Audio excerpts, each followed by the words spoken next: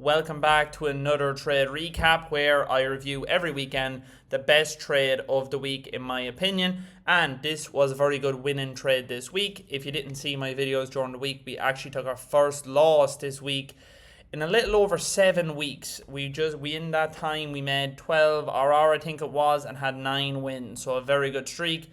Unfortunately came to an end, but we're going to get to 10 wins in a row one day. I've got to 7, 8 and 9 now without getting it, so it's coming soon. But let's get into why I took this trade on Monday. It was later in the session, I'm not going to lie. So when I go down to the 1 minute time frame, we're just going to let price play out here off open.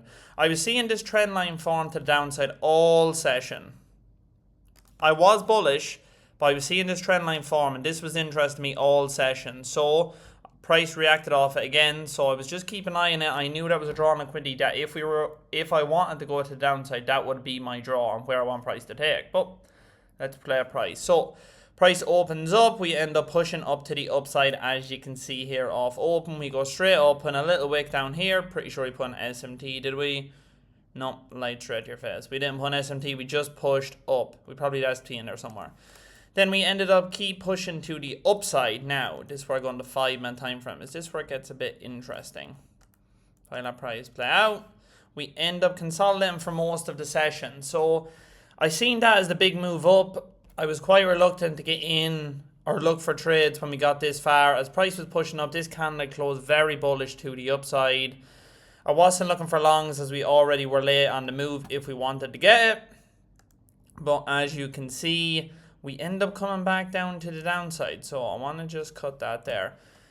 Now, this for me is where it gets interesting. This for me is, I'm going to have to see SMT up here. That's the first thing. And we do get it. So between, I think it was 45 and half. Yeah, so 45 is here and half. It actually was the 15 there. So there is where we had SMT. Not the best SMT, I'm going to be 100% honest. I would rather it, let's say, this wick with this high here, but it was choppy, it was messy, it's still SMT to the downside. When we look here, we've come into this big imbalance here, and when I get my fib out, we have tapped 50% of that fib. The 0.618, as you can see here, for TMB, whenever I need to look at a trade for the buys, that's for them. That's why that is in there. Usually I just have 1, 0, and 0.5. When I go on back onto the 5 minutes, so I'm seeing these draws on liquidity here, lower time frame, which we have here. If I go on to the hourly, when it wants to load, it loaded. When I go on to the hourly, I'm seeing we have an unfilled 1 hour gap here. Remember that. That is a key draw on liquidity with relative equal lows. They're not equal, even though I drew them as equal. They're not equal. They're a little bit off, but they're relative equal lows. We also have this wick inside the gap right here. This, for me, because I'm taking a higher time frame trade, would be my break even. Because it is the last bit of the LRR as well to the downside. This, for me, was where I would use break even at and where I would have won price at least to go before I go break even. So it's that line right there. Going back to the 5 minute, what am I seeing? I'm seeing this fair value gap here, which is the last 5 minute on the leg. I'm also seeing this here. Now, the 15 minute candle closed right there. Oh, well, now you know what happened. But anyways, the 15 minute candle closed up here. So then the first 5 minute candle of that was this candle here. It closed right there. I was keeping an eye on price. I did want to see a key momentum candle to the downside. This to me has good momentum, but we don't have that deck candle I talk about. That momentum candle I'm looking for. But we end up getting it right there. We end up getting it nearly to the tick. So if I go down, I didn't draw it right. If you can see, we drew it and it just inversed. It did wake up, but I was super confident after deck candling down. No top wick here. We inversed all the gaps to the downside. We had a clear draw lower, in my opinion, that I entered. I wanted to get in there. I was covering this 5 and unfilled. So if you want to draw that as well, just in case price wanted to tap into that. For me to get stopped, we'd have to disrespect the 5 minute IVG down here. We'd have to disrespect this whole 5 minute fair value gap we're about to make in 5 minutes. If we make, obviously, if we shoot back up, whatever. But we're probably going to make one. Then we have to disrespect the 5 minute inverse here and disrespect the 5 minute unfilled gap. If we do all them, we're clearly bullish. So I'm wrong. So take me out. Do you know what I mean? I'm okay to be wrong in that situation. My stop loss is covering me in this position.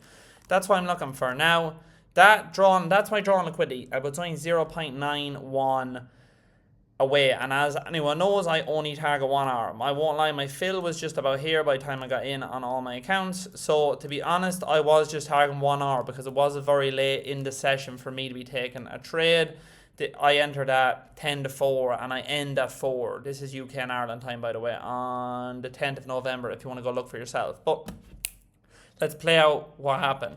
ES did already take this low on on this 5-minute candle here, which inverse, but because we had SMT at the top, because NasDaq had the unfilled gap below, because it had the LRR, I was happy taking the position. I'm happy to be wrong and happy for that SMT to hold or not count the SMT because we've SMT to the upside, which we did obviously.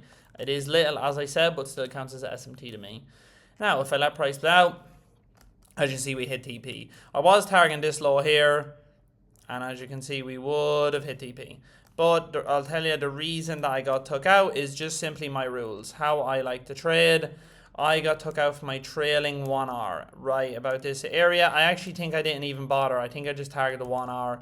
I did put a video up of like the trade and my reaction. You've probably seen it on TikTok. But I ended up taking the 1 hour. I didn't want to hold it this low. As I said, it was very late in the session. As you can see, I would have been in it for another 35 minutes. And that would have been after I'm done trading, after my session.